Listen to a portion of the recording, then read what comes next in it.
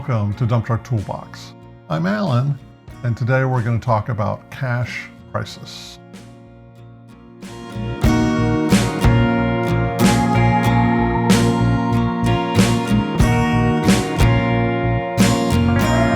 We've previously talked about how cash flow causes 82% of small business failures. Today we're going to talk about cash crisis. That's an extraordinary event that leads you to have a major outflow of money. You're spending something that you're really not expecting to spend or prepared to spend. For example, it could be a big mechanical issue that you're going to have a large repair bill for. Could be some type of legal or regulatory trouble that you get into, or many other things. I mean, it's unexpected. You didn't know it was coming.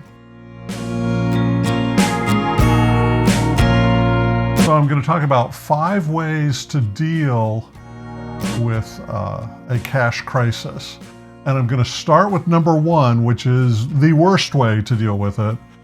Don't pay your bills. If, for example, you owe a major amount of money to your mechanic for a repair and you choose not to pay it, well, they will keep your truck. It's called a mechanic's lien. I'm going to state the obvious. No truck, no income. Your cash crisis is going to get worse.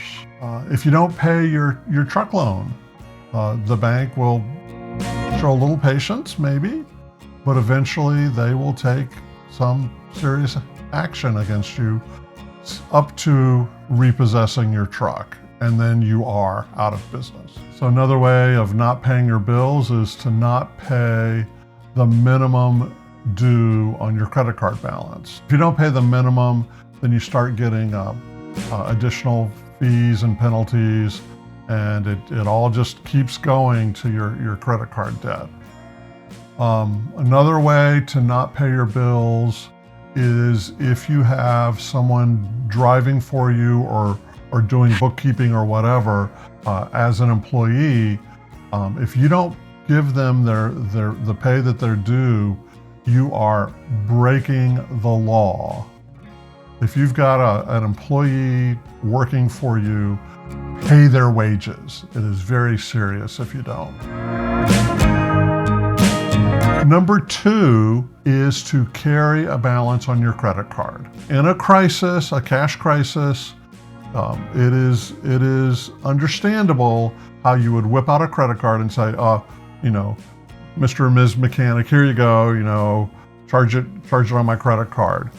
If you pay it off at the end of the month, no harm, no foul. But if you don't pay it off, you've just taken out a loan for that $10,000, and it's going to be at one of the highest interest rates that you could get. So that second option, carry a credit card balance, not a great choice. Number 3, we're getting a little better here. This is still not the way I would want to run my hauling business, but number 3 is borrow money from family or friends. If you loan money to a friend or a family member, you may well lose the money and you may lose the friend. You can't really lose the family member, but boy, our family get-together is going to be uncomfortable. So borrowing money from family and friends, I don't do it. I keep my finances separate from my friends and my family. So now we're starting to get into what I would see as a former professor of business and a business consultant. We're getting into some reasonable actions to manage a cash crisis. So number 4, draw on a line of credit at your bank or credit union. Ideally, you would have a line of credit set up already. I mean, this is the nature of the hauling business. Things happen. The weather turns or whatever, and you need some extra money. Setting up a business, I would try to negotiate a line of credit that I could draw down on and not have to go to my bank or credit union hat in hand and say, oh yeah, my transmission blew up and the truck's not running and I got all these bills. Could I please get a line of credit? Could I please get a loan from you? It's much better to negotiate that in advance. The interest you pay there will be much, much less than what you would pay for carrying a credit card balance. Number 5, draw down your savings, your business savings. I've talked previously about how I recommend that you have a maintenance fund that you put money into every month, more than you need for the regular preventative maintenance and wipers and tires, that are just sort of predictably you're gonna have to pay money for. But be setting aside enough money so that when the transmission breaks, you've got some that you can pull out of your savings and cover that bill right away. And that by far is the best way to deal with a cash crisis. To do that though, you need to have some cash management. And in our next video, I'm going to talk about how